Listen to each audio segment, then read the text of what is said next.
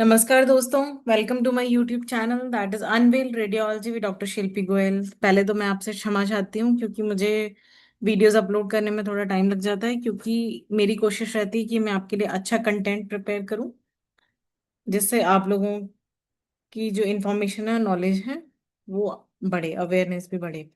तो दोस्तों, जैसा कि आप जानते हैं, हमने ब्रेस्ट इमेजिंग सीरीज स्टार्ट की है। तो ब्रेस्ट अल्ट्रासाउंड पार्ट 1 वीडियो हम ऑलरेडी डिस्कस कर चुके हैं। उसकी लिंक मैं इस वीडियो को अपलोड करते टाइम आपको दे दूंगी, तो प्लीज उसे भी जरूर देखें। उस वीडियो में हमने बात की है अल्ट्रासाउंड टेक्निक की, और जो यंग पेशेंट्स हैं उनमें कौन कौन सी ब्रेस्ट की प्रॉब्लम्स हो सकती हैं और उनको अल्ट्रासाउंड से कैसे इजीली पता लगाया जा सकता है। तो ये सेकंड वीडियो है ब्रेस्ट इमेजिंग सीरीज में, इसमें भी हम अल्ट्रासाउंड की बात करेंगे। तो जैसा कि मैंने बताया, पार्ट 1 वीडियो में हमने ब्रेस्ट की स्ट्रक्चर कैसी होती है, संरचना कैसी होती है, उस बारे में बात की थी। अल्ट्रासाउंड की टेक्निक बहुत ही सिंपल है, कैसे किया जाता है उस बारे में बात की थी। जो यंग पेशेंट है उनको जनरली ब्रेस्ट से रिलेटेड क्या क्या लक्षण हो सकते हैं और क्या क्या तकलीफें उनको मिल सकती हैं, जो इजीली आप अल्ट्रासाउंड से पता लगा सकते हैं और उनका अप्रोप्रिएट इलाज किया जा सकता है। ये हम पार्ट 1 वीडियो में डिस्कस कर चुके हैं। और जैसा कि मैंने कहा, मैं इस वीडियो की लिंक भी इसके साथ दे दूंगी, तो आप इसे देख सकते हैं। अब आज वाला जो पार्ट 2 वीडियो है उसमें हम बात करेंगे अगेन अल्ट्रासाउंड टेक्निक की। ब्रेस्ट कैंसर अवेयरनेस के बारे में भी बात करेंगे कि किन मरीजों को ज्यादा रिस्क होता है ब्रेस्ट कैंसर होने का, ब्रेस्ट को सेल्फ एग्जामिन कैसे कर सकते हैं घर पे, उस बारे में बात करेंगे। हाई रिस्क कैंसर का किन मरीजों में रहता है, और हर साल एक स्क्रीन किया जाता है कैंसर के लिए मैमोग्राम की हेल्प से। और जो बुजुर्ग महिलाएं हैं, 35 साल से ऊपर की महिलाएं हैं, उनमें क्या क्या लीजन्स आपको देखने को मिल सकते हैं, अल्ट्रासाउंड से हम कैसे पता लगा सकते हैं, उस बारे में भी आज हम बात करेंगे। तो अब हम शुरू कर देते हैं। ब्रेस्ट अल्ट्रासाउंड टेक्निक कैसे करना है। सबसे पहले पेशेंट एक सुविधाजनक पोजीशन में लेटा होना चाहिए, और पेशेंट को हमें ये इंस्ट्रक्शन शुरू में दे देने होते हैं कि वो अल्ट्रासाउंड के समय मूव ना करे, पोजीशन चेंज नहीं होनी चाहिए। फिर सफिशिएंट अमाउंट ऑफ जेल लगाते हैं पेशेंट के ब्रेस्ट के ऊपर। उसके बाद हम लीनियर प्रोब से करते हैं, जैसा कि मैंने बताया था, क्योंकि लीनियर प्रोब की फ्रीक्वेंसी हाई होती है तो बेटर रेजोल्यूशन देता है सुपरफिशियल स्ट्रक्चर्स का। और जैसा कि मैंने बताया था, लीनियर प्रोब से करते हैं, और एक क्लॉकवाइज फैशन में हम करते हैं, रेडियल मूवमेंट्स करते हैं, जिससे क्योंकि पूरा ब्रेस्ट जो है वो राउंड स्ट्रक्चर है, ताकि सारे क्वाड्रेंट्स उसके कवर हो जाएं। ब्रेस्ट को जनरली 4 क्वाड्रेंट में डिवाइड किया जाता है। अपर में अपर आउटर हो जाएगा, अपर आउटर हो जाएगा, अपर इनर हो जाएगा, और नीचे वाले में लोअर इनर और लोअर आउटर क्वाड्रेंट हो जाएगा। ऐसे करके 4 क्वाड्रेंट होते हैं। तो हमें ओवरलैपिंग मूवमेंट्स करनी होती है रेडियल फैशन में, जिससे कि कोई भी ब्रेस्ट का एरिया छूटे नहीं। और हम आर्म पिट को भी देखते हैं साथ में। निपल एरियल कॉम्प्लेक्स को भी अलग से देखा जाता है। और जैसा कि मैंने आपको बताया था कि लीजन की पोजीशनिंग में क्लॉक पोजीशन का बहुत इंपॉर्टेंट रोल होता है। तो हमें हमेशा इन सबकी इमेजेस लेनी चाहिए। तो नॉर्मल ब्रेस्ट ऐसा दिखता है आपको, ये मसल लेयर दिख रही है, स्किन है, सब स्किन ये है, सबक्यूटेनियस टिश्यू है, फैट वाला दिख रहा है, ये ग्लैंडुलर टिश्यू है ब्रेस्ट का। जो जनरली फैट और ग्लैंडुलर टिश्यू दो चीजें मिक्स्ड होती हैं नॉर्मल ब्रेस्ट अल्ट्रासाउंड में, जो यंग फीमेल्स में होता है। ये फिर आपको मसल लेयर दिख रही है, और यहाँ पे रिब आ गई, रिब की वजह से पोस्टीरियर शैडोइंग दिख रही है। ये नॉर्मल स्ट्रक्चर है। तो जैसा मैंने बताया था, 6 इमेजेस आपको हर ब्रेस्ट की लेनी होती है, चारों क्वाड्रेंट की, निपल एरियल कॉम्प्लेक्स की, और आर्मपिट की, एक्जिला, क्योंकि इसमें हम लिम्फ नोड देखते हैं। तो ये निपल दिख रहा है, नॉर्मल निपल आपको इस तरह से दिखता है अल्ट्रासाउंड पे। ये जो स्ट्रक्चर है वो निपल है। नॉर्मल जो लिम्फ नोड्स होते हैं वो इस तरह से दिखते हैं। इकोजेनिक वाइट स्ट्रक्चर होती है, फैटी हाइलम होता है इसके अंदर। और जो स्मॉल एक्सेस में जो इसका साइज होता है वो <<1 cm होना चाहिए। नॉर्मल लिम्फ नोड होता है इस तरह से, क्योंकि जब कोई इन्फेक्शन है या कोई कैंसर है तो ये लिम्फ नोड में भी वो इन्फेक्शन या कैंसर आ जाता है, तो इनकी जो संरचना होती है वो बदल जाती है। तो इसीलिए जो एक्जिला है वो देखना जरूरी होता है, और इससे हमें पता चल जाता है कि कैंसर यहाँ तक फैल गया है, तो सर्जरी के टाइम पे इसको भी निकाला जाएगा।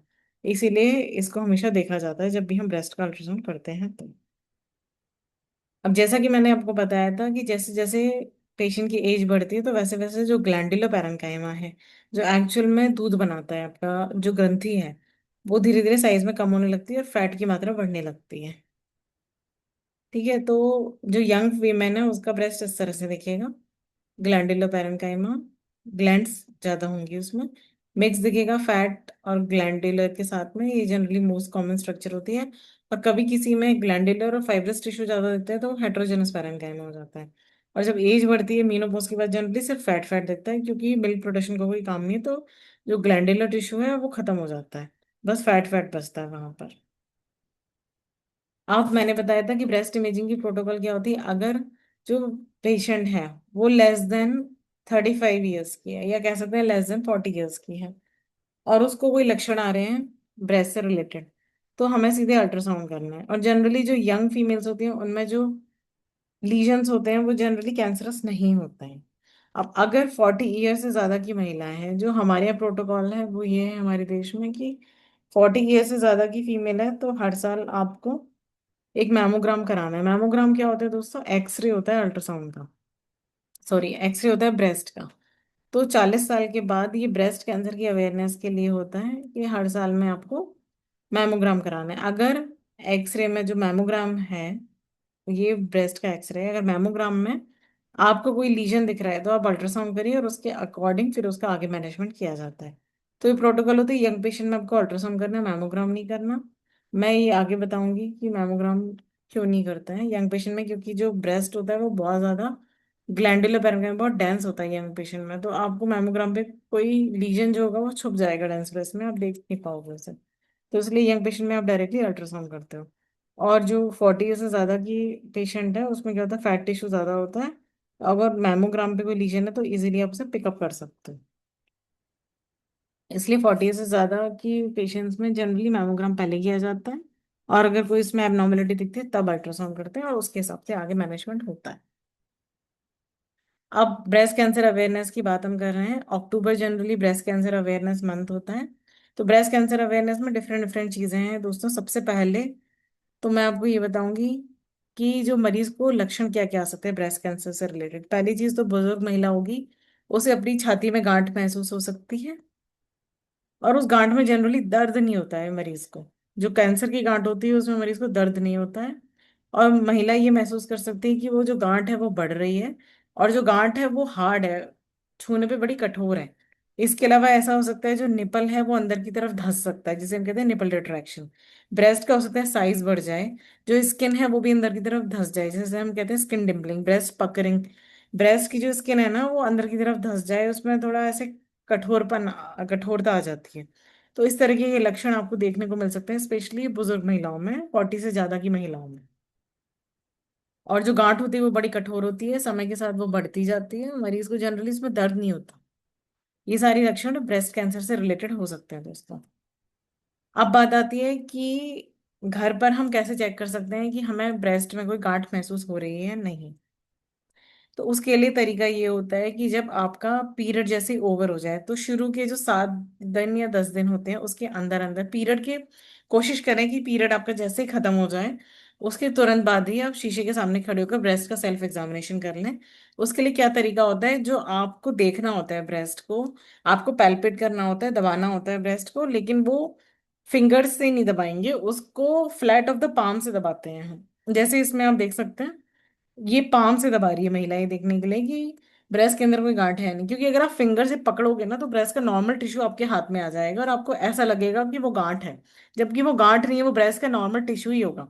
तो इसीलिए पोक करके फिंगर्स को घुसा के नहीं देखा जाता ब्रेस्ट को, अगर आप ब्रेस्ट सेल्फ एग्जामिनेशन घर पर कर रहे हैं तो। उसके लिए तरीका ये होता है कि पाम से आप देखें, पाम से दबा के, हथेली से दबा के देखें आपको कोई गांठ महसूस हो रही है या नहीं। निपल वाले एरिया में भी देखना है आपको, निपल को दबा के देखना है कि उसमें से कुछ पस या कोई पानी ऐसा तो कुछ नहीं आ रहा है। इसके साथ साथ आप जो अपना आर्मपिट है, जो एक्जिला है, उसको भी देख सकते हैं कि वहां पे कोई आपको गांठ महसूस हो रही है या नहीं। लेकिन देखने का तरीका यही होता है कि पीरियड के तुरंत बाद आपको, जब पीरियड आपके खत्म हो जाते हैं उसके बाद आपको शीशे के सामने खड़े होना है और फ्लैट ऑफ द पाम से, हथेली से दबा के ब्रेस्ट को देखना है कि कोई गांठ तो महसूस नहीं हो रही है। पीरियड के तुरंत बाद मैं इसीलिए कह रही हूँ दोस्तों, क्योंकि अगर पीरियड आने वाले हैं उस समय आप देखेंगे तो उसमें ब्रेस्ट थोड़े से टेंडर हो जाते हैं, थोड़ा से बॉगी हो जाते हैं, थोड़ी स्वेलिंग उनमें महसूस हो सकती है आपको अगर पीरियड के आप पहले देखेंगे, क्योंकि ये नॉर्मल हार्मोनल इन्फ्लुएंस में ऐसा होता है सारी फीमेल्स को। इसलिए ब्रेस्ट सेल्फ एग्जामिनेशन हमेशा आपको पीरियड खत्म होने के बाद ही करना है। जैसे ही पीरियड खत्म होता है वैसे ही आपको करना है, 2-3 दिन के अंदर ही कर लें, वो बेस्ट तरीका होता है। उसी तरह से आप हर महीने कर सकते हैं। तो ये बात होगी ब्रेस्ट सेल्फ एग्जामिनेशन की। अब बात आती है किन मरीजों में ये संभावना ज्यादा होती है कि उन्हें ब्रेस्ट कैंसर हो सकता है।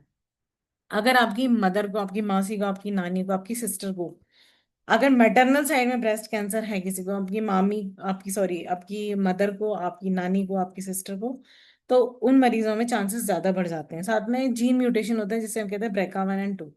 तो BRCA1 and 2 अगर म्यूटेशन है आपकी फैमिली में किसी को, तो इसमें ब्रेस्ट और ओवरी दोनों का कैंसर होने की संभावना रहती है। तो उन मरीजों को पहले पहले टाइम से अपना चेकअप कराना चाहिए। इन मरीजों में जिनकी फैमिली में हिस्ट्री होती है ब्रेस्ट कैंसर की, उनको ब्रेस्ट कैंसर की, जैसे मैंने ये बताया कि बुजुर्ग महिलाओं में होता है, 40 के बाद होता है जनरली। लेकिन अगर फैमिली हिस्ट्री है तो उन मरीजों को पहले ही हो सकता है उन्हें 35 साल की एज में, 30 साल की एज में ही ब्रेस्ट कैंसर पैदा हो जाए। तो अगर फैमिली में हिस्ट्री है या कोई जीन म्यूटेशन पॉजिटिव है, तो आपको कैसे मैनेज करना है? उसके लिए एनहेंस सर्वेलेंस का मतलब है दोस्तों कि आप हर 6 महीने पे अपना अल्ट्रासाउंड कराइए, अपना ब्रेस्ट का MRI कराइए, मैमोग्राम कराइए।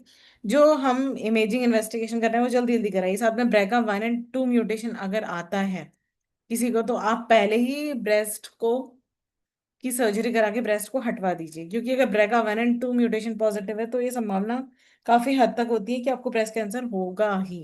काफी हद तक ये संभावना होती है।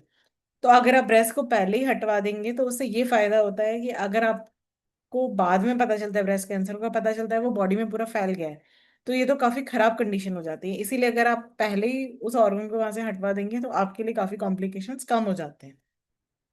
तो इसीलिए इस बात का ध्यान रखना बहुत जरूरी है। अगर फैमिली में आपकी हिस्ट्री है, मदर को, नानी को, मासी को, आपकी सिस्टर को ब्रेस्ट कैंसर है, तो आप अलर्ट हो जाइए।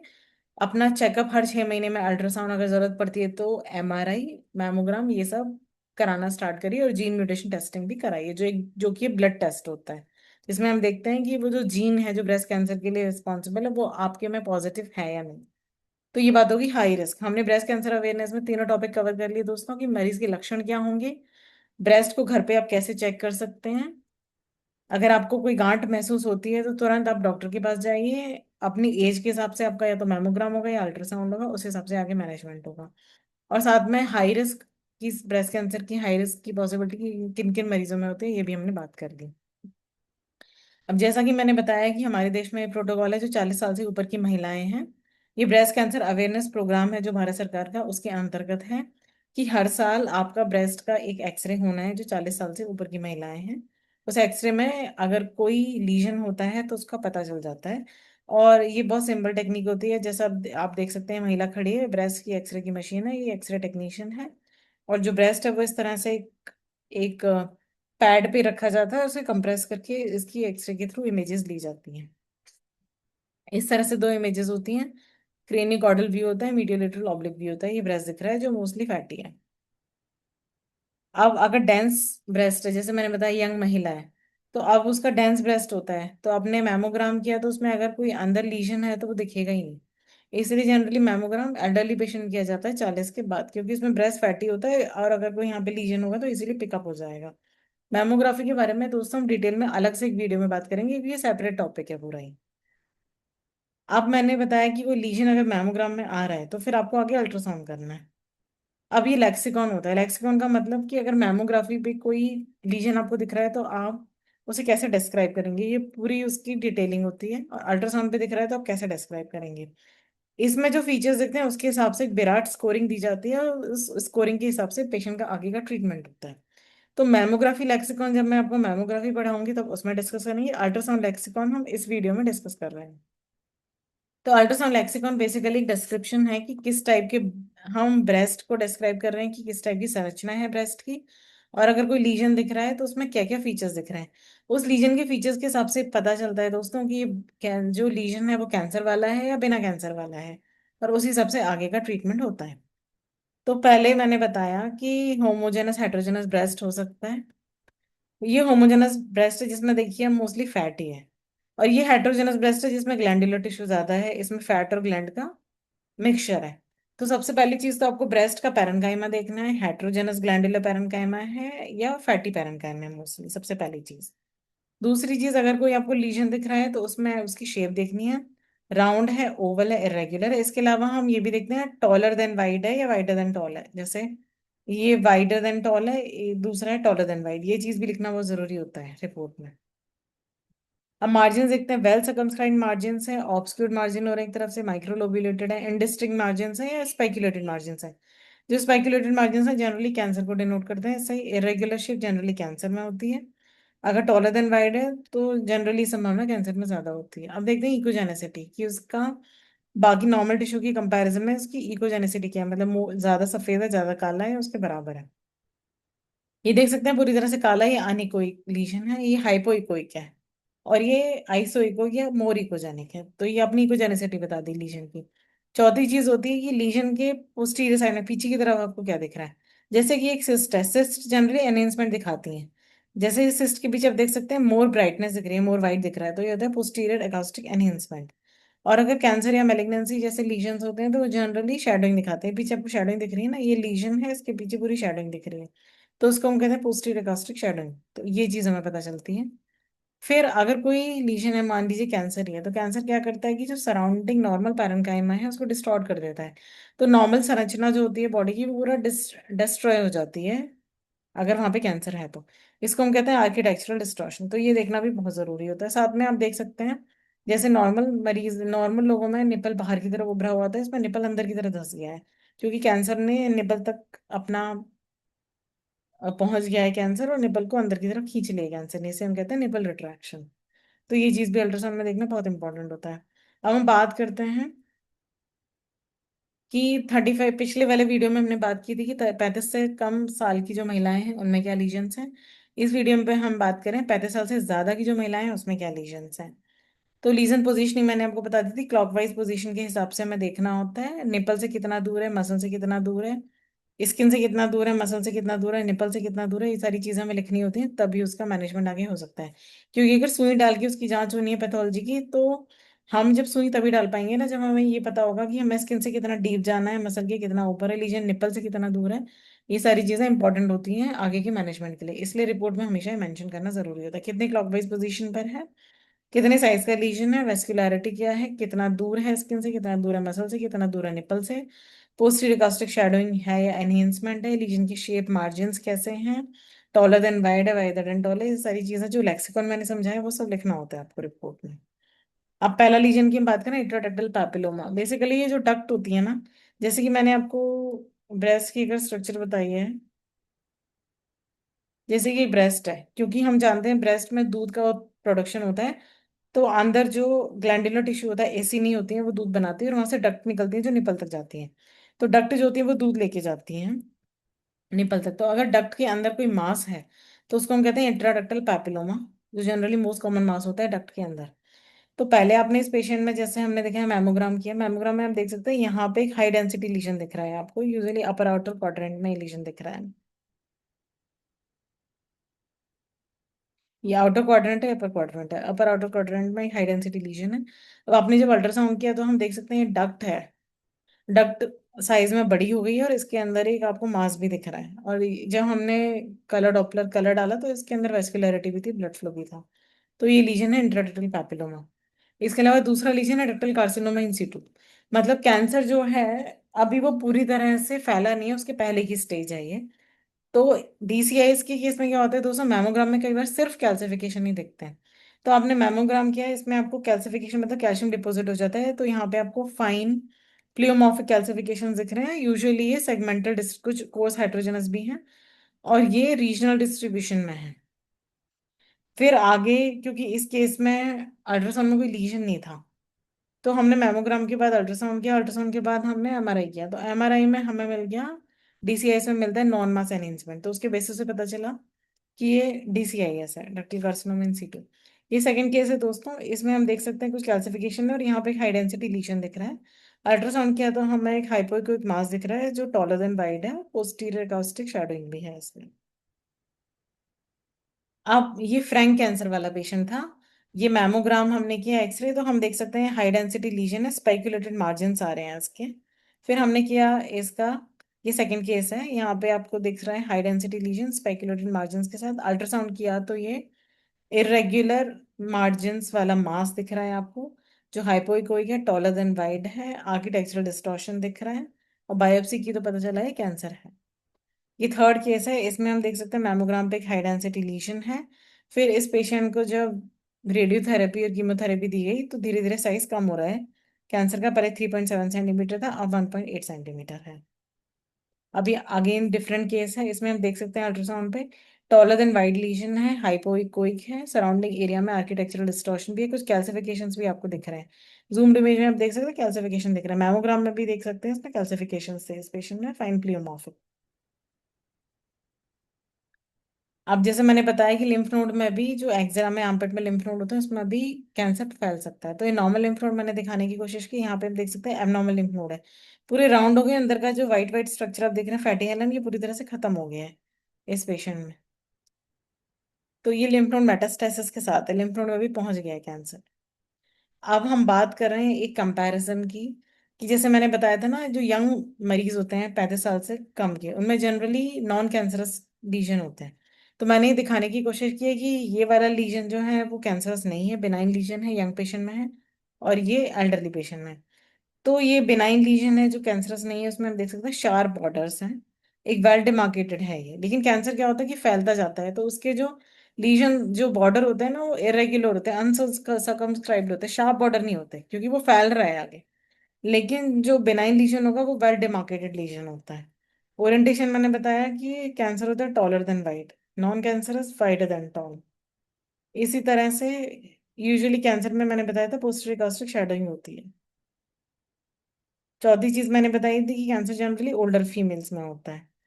और फिर मैंने आपको बताया कि मैमोग्राफी अपने फीचर्स देख लिए लीजन के, फिर अपने अल्ट्रासाउंड पे लेक्सिकॉन में देख ली क्या क्या फीचर्स हैं लीजन के, उस हिसाब से आपने दे दी विराट स्कोरिंग, 0 1 2 3 4 5 6, इस तरह से 4 में A B C। तो जैसे जैसे आप 0 की तरफ 5 6 में चलते जाते हैं वैसे वैसे कैंसर की संभावना बढ़ती जाती है। और ये 0 1 2 3 स्कोर हम देते हैं जिस हिसाब से अल्ट्रासाउंड और मैमोग्राफी में वो उस लीजन के फीचर्स हैं, उस हिसाब से हम ये स्कोर दे देते हैं। अब स्कोर के हिसाब से अगर 4 या उससे ज्यादा स्कोर है, इसका मतलब बायोप्सी करने की जरूरत होती है।